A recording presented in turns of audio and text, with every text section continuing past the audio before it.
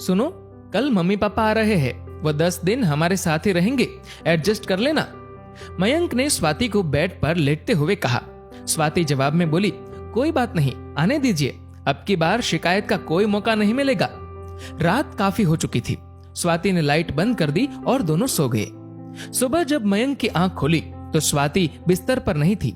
वो इधर उधर देख ही रहा था कि इतनी देर में स्वाति ने गर्मा गर्म चाय की प्याली मयंक के आगे कर दी और कहा, चाय ले लो। मयंक बोला, अरे तुमने आज इतनी जल्दी नहा लिया? हाँ, तुमने रात को बताया था कि आज मम्मी पापा आने वाले हैं, तो सोचा घर की थोड़ी साफ सफाई कर लूं। स्वाति ने चाय की चुस्की लेते हुए कहा, वैसे किस वक्त आ जाएंगे मम्मी पापा? मयंक बोला, दोपहर वाली गाड़ी से पहुंचेंगे, 4 तो बज ही जाएंगे। स्वाति, देखना कहीं पिछली बार की तरह। मयंक बात पूरी करता उससे पहले ही स्वाति बोली, नहीं नहीं, पिछली बार जैसा कुछ भी नहीं होगा, और उठकर रसोई की तरफ बढ़ गई। मयंक भी नहाने के लिए बाथरूम की तरफ बढ़ गया। नाश्ता करने के बाद मयंक ने स्वाति से पूछा, तुम तैयार नहीं हुई? क्या बात, आज स्कूल की छुट्टी है? नहीं, आज तुम निकलो, मैं ऑटो से पहुंच जाऊंगी, थोड़ा लेट निकलूंगी। स्वाति ने लंच बॉक्स थमाते हुए मयंक को कहा। बाय बाय कहकर मयंक बाइक से ऑफिस के लिए निकल गया और स्वाति घर के काम में लग गई। मुझे तो बहुत डर लग रहा है, मैं तुम्हारे कहने से वहां चल तो रहा हूँ, लेकिन पिछली बार बहू से जिस तरह खटपट हुई थी, मेरा तो मन ही भर गया था। ना जाने ये 10 दिन कैसे जाने वाले हैं। मयंक के पिताजी मयंक की मम्मी से कह रहे थे। मयंक की माँ ने पिताजी को हौसला देते हुए कहा, अजी भूल भी जाइए, बच्ची है, कुछ हमारी भी तो गलती थी, हम भी तो अपनी बहू से कुछ ज्यादा ही उम्मीद लगाए बैठे थे।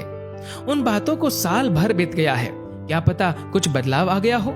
इंसान हर पल कुछ नया सीखता है, क्या पता कौन सी ठोकर किसको क्या सिखा दे। मयंक की माँ ये कहकर चुप हो गई और बीते पल याद करने लगी। 2 भाइयों में मयंक बड़ा था और विवेक छोटा। मयंक गांव से 10वीं करके शहर आ गया था आगे पढ़ने, और विवेक पढ़ाई में कमजोर था, इसलिए गांव में ही पिताजी का खेतीबाड़ी में हाथ बटाने लगा। मयंक बीटेक करके शहर में ही नौकरी करने लगा। स्वाति से कोचिंग सेंटर में ही मयंक की जान पहचान हुई थी। ये बात मयंक ने स्वाति से शादी के कुछ दिन पहले बताई। पिताजी कितने दिन तक नहीं माने थे इस रिश्ते के लिए, वो तो मैंने ही समझा बुझाकर रिश्ते के लिए मनाया था, वरना ये तो अपने दोस्त की बेटी अंजलि से ही मयंक का रिश्ता करने की जिद लगाए बैठे थे। स्वाति के घर वाले शादी के लिए गांव आए थे। 2 साल होने को आए उस दिन को भी। शादी के बाद दोनों शहर में ही रहने लगे। स्वाति भी प्राइवेट स्कूल में टीचर की जॉब करने लगी। पिछली बार जब गांव से आए थे तो मन में बड़ी उमंगे थी, पर 7-8 दिन में ही बहू के तेवर और बेटे की बेबसी के चलते जल्दी गांव वापस जाना पड़ा था। कई बार मयंक को फोन करके बोला भी कि बेटा गांव आजा मिलने, पर वो हर बार कह देता, माँ छुट्टी ही नहीं मिलती, कैसे आऊं। लेकिन मैं ठहरी एक माँ, आखिर माँ का तो मन करता है ना अपने बच्चे से मिलने का। बहू चाहे कैसा भी बर्ताव करे, काट लेंगे किसी तरह ये 10 दिन, पर बच्चे को जी भर कर देख तो लेंगे। अरे भगवान उठ जाओ, स्टेशन आ गया, उतरना नहीं है क्या? मयंक के पिताजी की आवाज मयंक की माँ को यादों की दुनिया से वापस खींच लाई। सामान उठाकर हम स्टेशन से बाहर आ गए और ऑटो में बैठकर घर के लिए रवाना हो गए। घर पहुंचे तो बहू घर पर ही थी। बहू ने हम दोनों के पैर छुए, फिर हमें ड्राइंग रूम में बिठाकर हमारे लिए ठंडा ठंडा शरबत लाई। हम लोगों ने जैसे ही शरबत खत्म किया, बहू बोली, आप दोनों सफर से आए हैं, थक गए होंगे, नहा लीजिए, सफर की थकान उतर जाएगी, फिर मैं आपके लिए खाना लगा देती हूँ। इतना कहकर बहू खाने की तैयारी में लग गई। थोड़ी देर में मयंक भी आ गया। हम सब ने कुछ देर बातें की। 8 बज गए थे। बहू ने सबको खाना परोसा और खाने के बाद हम सोने के लिए चले गए। सुबह 5 बजे पिताजी उठे तो बहू उठ चुकी थी। पिताजी को उठते ही गर्म पानी पीने की आदत थी। बहू ने पहले से ही पिताजी के लिए पानी गर्म कर रखा था। नहा धोकर पिताजी को मंदिर जाने की आदत थी। बहू ने उनको जल से भरकर लौटा दे दिया। नाश्ता भी पिताजी की पसंद का तैयार था। सबको नाश्ता करवाकर बहू मयंक के साथ ही स्कूल के लिए निकल गई। पिताजी ने भी चैन की सांस ली। चलो अब 4-5 घंटे तो सुकून से निकलेंगे। दिन के खाने की तैयारी बहू करके ही गई थी, सो मैंने 4-5 रोटियां हम दोनों के लिए बनाई और खा ली। स्कूल से आते ही बहू फिर से रसोई में घुस गई और हम दोनों के लिए चाय बना लाई। शाम में बहू हम दोनों को पास वाले पार्क में ले गई। वहां उसने हमारा परिचय वहां बैठे बुजुर्गों से करवाया। वो अपनी सहेलियों से बात करने लगी और हम अपने नए परिचितों से परिचय में व्यस्त हो गए। शाम के 7 बज चुके थे। हम घर वापस आ गए। मयंक भी थोड़ी देर में अपने काम से वापस लौट आया। हम सब ने एक साथ खाना खाया और फिर खूब सारी बातें की। बहू भी हमारी बातों में खूब दिलचस्पी ले रही थी। थोड़ी देर बाद सब सोने चले गए। अगले दिन रविवार था। बहू, मयंक और हम दोनों चिड़ियाघर देखने गए।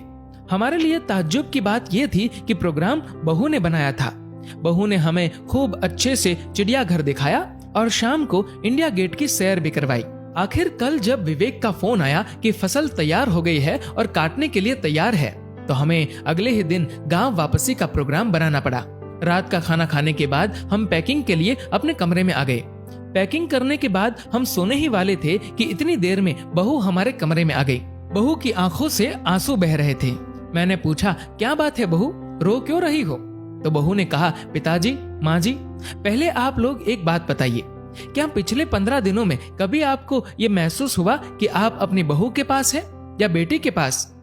नहीं बेटा, सच कहूँ तो तुमने हमारा मन जीत लिया। हमें किसी भी पल ये नहीं लगा कि हम अपनी बहू के पास रह रहे हैं। तुमने हमारा बहुत ख्याल रखा। लेकिन एक बात बताओ बेटा, तुम्हारे अंदर इतना बदलाव आया कैसे? बहू बोली, पिताजी, पिछले साल मेरे भाई की शादी हुई थी। मेरे मायके की माली हालत बहुत ज्यादा बढ़िया नहीं है। इन छुट्टियों में जब मैं वहां रहने गई तो मैंने अपने माता पिता को एक एक चीज के लिए तरसते देखा। बात बात पर भाभी के हाथों तिरस्कृत होते देखा। मेरा भाई चाहकर भी कुछ नहीं कर सकता था। मैं वहां उनके साथ हो रहे बर्ताव से बहुत दुखी थी। उस वक्त मुझे अपनी करनी याद आ रही थी कि किस तरह का सलूक मैंने आप दोनों के साथ किया था। किसी ने ये बात सच ही कही है कि जैसा बोओगे वैसा काटोगे। मैं अपने माँ बाप का भविष्य तो नहीं बदल सकती, लेकिन खुद को बदलकर मैं ये उम्मीद तो अपने आप में जगा ही सकती हूँ कि कभी मेरी भाभी में भी बदलाव आएगा और मेरे मम्मी पापा भी सुखी होंगे।